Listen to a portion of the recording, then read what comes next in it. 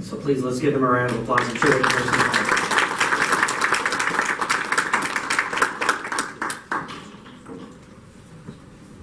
So again, my name is Donald Terry. I'm a city council member here. Thank you for coming today and spending some time on a beautiful Saturday indoors. But hopefully it'll be well worth it. How many of you have been to City Hall before? Okay, how many of you haven't been to City Hall? Okay, well, welcome. Thank you for joining us here at our city. Please stay, buy things, have dinner here, spend your tax dollars in our city. We'd love to have you here. Visit some of our new model homes and decide if you'd like to live here. So I have the distinct honor to get to be the moderator today. And I'm going to keep it really brief because I know you didn't come here to listen to me. You came here to listen to all of these guys.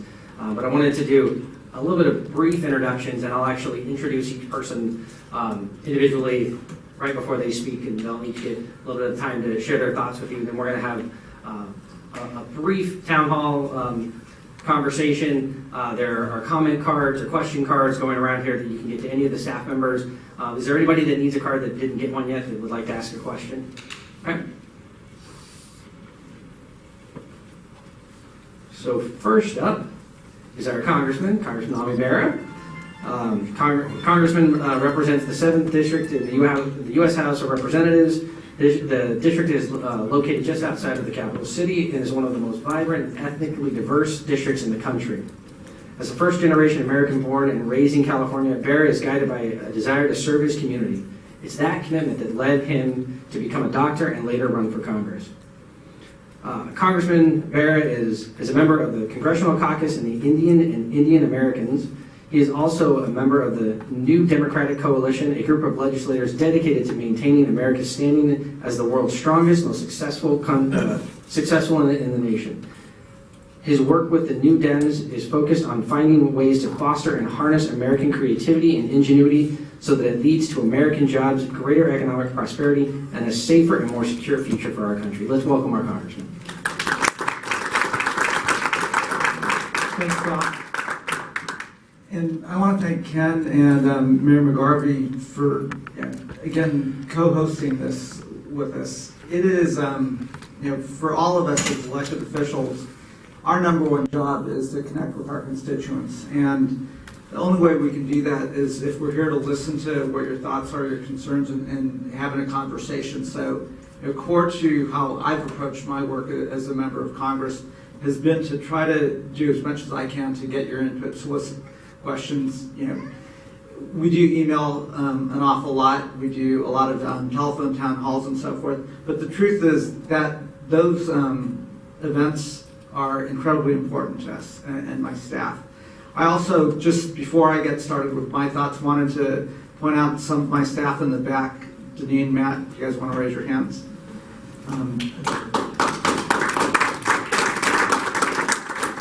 They do a great job, representing the district, and again, core to our job is to be there to serve our constituents. So if there's casework issues, et cetera, that you don't feel like asking up here, please do reach out to Deneen or Matt after the event and give them your information. We can try to certainly open a case and address some of your concerns.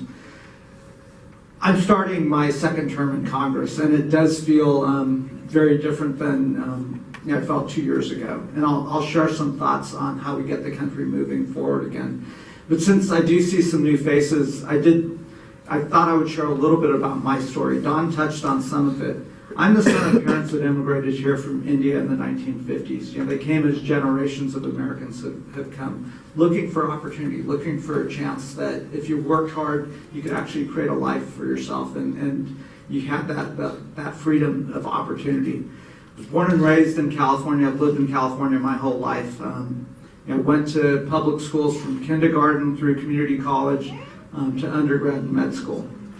I paid $383 a quarter to go to med school. Can you believe that? I mean, that's remarkable. Our daughter is graduating high school this year, and as I'm looking at the cost of education, that is not what kids today are paying. And the reason why I always start my story there is I know I didn't get here by myself. I got here because of the opportunities America presented to my parents. I got here because of the investments that were made in me. And none of that was a handout. I worked incredibly hard to get where I am today, to become a doctor and to build a life that we had. But that opportunity existed for me. And if there is one thing when people ask, well, why would you want to run for Congress?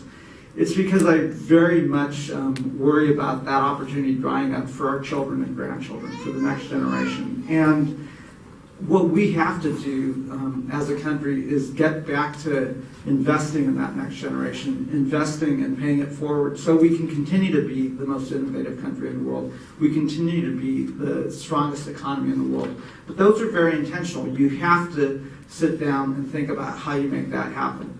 So how do we make that happen? How do we move forward as a country? And the way we do that is you need leadership, right? I mean, you need a strategic plan. You need a vision that says, here's where we want to go as a nation. And right now, I'm 3 years into this job, and you don't have this clearly articulated vision about where we want to go. Now, some of you have heard me talk about this group called No Labels that we started, the Problem Solvers. It started, in my first month in Congress. 40 of us came together, 23 Democrats, 17 Republicans, many of us who ran for office because we just didn't like the conversation that was taking place. We didn't see people working together. And all we committed to doing was meeting every couple of weeks for breakfast, getting together, getting to know one another. We did that for a couple months. We brought in outside speakers. We talked to our colleagues and so forth. And we grew the group to about 100 members of Congress. About 8 senators also joined. And we wrote legislation. One of the first bills, or actually the first bill that I co-sponsored and introduced when I got to Congress was No Budget, No Pay, which was one of the core things I ran on in 2012. Well, lo and behold, we got a version of No Budget, No Pay that was passed. And for the first time in 5 years, in 2013, we actually got a budget. We got a second budget last year. So, that is progress. Things can happen. I'll share one other piece of legislation that we worked on and got passed. I was sitting with one of my fellow problem solvers, Chris Gibson, who's a Republican from New York. I'm a Democrat from California. We were having dinner together, and it might not look like it from the outside, but Democrats and Republicans can actually sit down and have dinner together and talk to one another. He's a retired Army colonel. I'm a Democratic doctor, and we were talking about the VA backlog. And when people asked me what the biggest surprise that I saw when I got elected to Congress, it was how poorly we treat our veterans. I mean, how many veterans actually are waiting months, sometimes years, to get into the system, to get benefits. And these are men and women that didn't hesitate to step up and answer the call of our country. And yet, when they return from these conflicts, we're not taking care of them the same way they stepped up. So we were talking about this backlog in the VA system, and we both mentioned that the Department of Defense has one set of medical records. The VA system has a very different set of medical records. So when you leave active duty, they give you your records, you go to the back of the line and have to start all over again.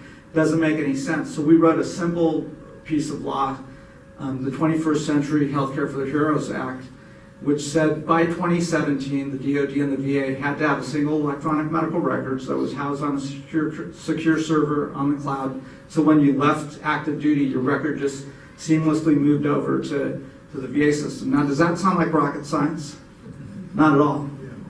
We wrote the bill, 1 page. Chris happened to be on the Veterans Committee.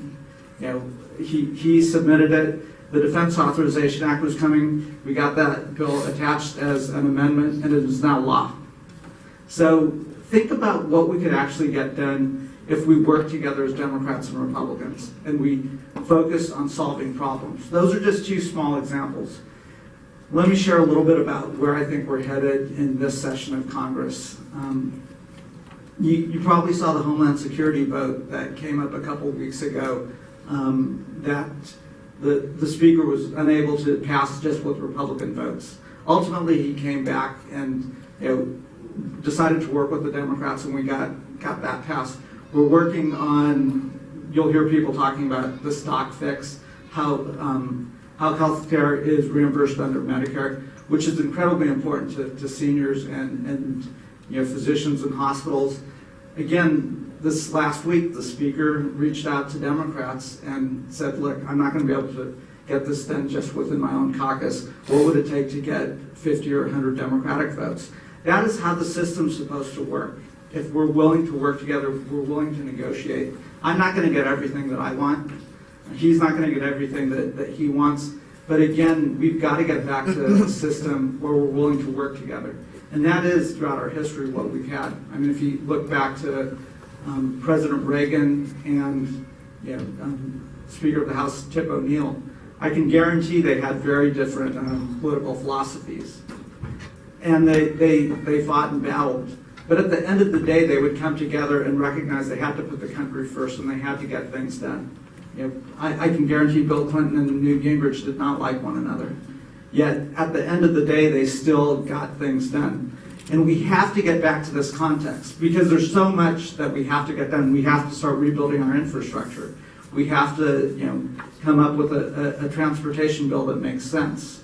We have to start, building a education system that equips our kids to compete in the 21st century. We have to make sure we negotiate very tough trade deals because, I was just in China looking at how they do, but everything that they do is solely about protecting China and protecting their economy. We have to take the same approach and protect and rebuild our own economy. And that requires tough negotiations. So there's so much that we need to do in a bipartisan way. I am optimistic that we're going to get it done.